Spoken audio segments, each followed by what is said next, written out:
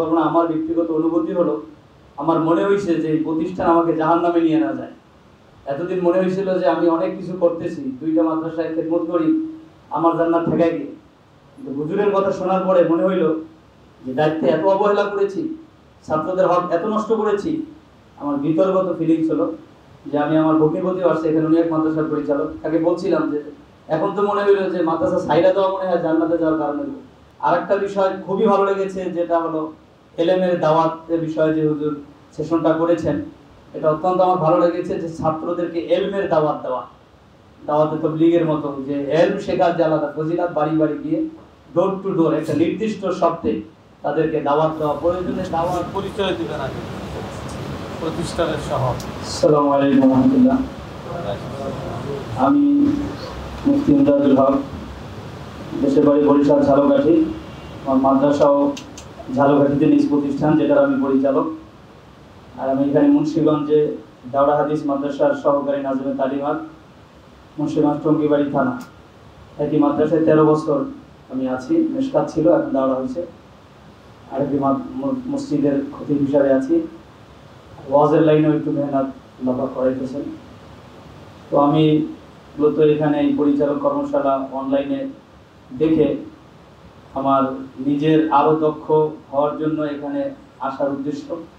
আইসা যেটা মনে করছিলাম, আমি মূলত একদিনের জন্য চিন্তা করছিলাম যে যদি দেখি আবার সেই পরিচালকদের আবার কি শিখাইব, তো যদি একদিন ভালো লাগে তাহলে থাকবো, আর নিলে যাবো। হুজুর আসার পরে যে কথাগুলো বললেন এবং আমাদেরকে যে বিষয়টা সম্পর্কে জানালেন, যে প্রতিষ্ঠান আমাদের আমানত, এবং এই প্রতিষ্ঠানে আমরা একজন আমানতদার হিসাবে আমাদের কী কী দায়িত্ব কর্তব্য। তো আমি তো সবার কথা বলতে পারবো না। আমার ব্যক্তিগত অনুভূতি হলো, আমার মনে হয়েছে যে এই প্রতিষ্ঠান আমাকে জাহান্নামে নিয়ে না যায়। এতদিন মনে হয়েছিল যে আমি অনেক কিছু করতেছি, দুইটা মাদ্রাসায় খেদমত করি, আমার জান্নাত ঠেকাই গিয়ে। কিন্তু হুজুরের কথা শোনার পরে মনে হইল যে দায়িত্বে এত অবহেলা করেছি, ছাত্রদের হক এত নষ্ট করেছি। আমার বিতর্গত ফিলিংস হলো যে আমি আমার ভগ্নিপতিও আসছে, এখানে উনি এক মাদ্রাসার পরিচালক, তাকে বলছিলাম যে এখন তো মনে হইল যে মাদ্রাসা সাইরা দেওয়া মনে হয় জান্নাতে যাওয়ার কারণ হইল। যদি ঠিকমতো ছাত্রদের হক আদায় করতে না পারি, পড়ালেখার খোঁজখবর রাখতে না পারি। হুজুরের মধ্যে একটা বিষয় বলছিলেন যে মুহতামিমদের কাছে অনেক বিষয় থাকে, মাদ্রাসার একটা পাতা পড়লে তার খবর থাকে, একটা টাকা আসলে হিসাব থাকে, কিন্তু শিক্ষার হিসাব থাকে না। এর মধ্যে আমি একজন। আমি মাদ্রাসায় এক সপ্তাহ বাড়িতে গিয়ে থাকি, বদলি কামলার মতো খাটি মাদ্রাসায়, অথচ যেটা আসল করা দরকার ছিল মাদ্রাসায় শিক্ষা ডিপার্টমেন্ট, সে বিষয়ে আমার কোনো ধারণাই, এবং তাদেরকে আমি জিজ্ঞাসাবাদও কখনো করি নাই। এটা যে কত বড় কমতি ছিল, আমার অনেক উপকার হয়েছে। আমি মনে করি আমার মতো আমাদের সকল ভাইদেরই কিছু না কিছু কোনো না কোনো জায়গায় ত্রুটি ছিল। ত্রুটি বলতে অভিজ্ঞতার অভাব ছিল, সেটা পূরণ হয়েছে।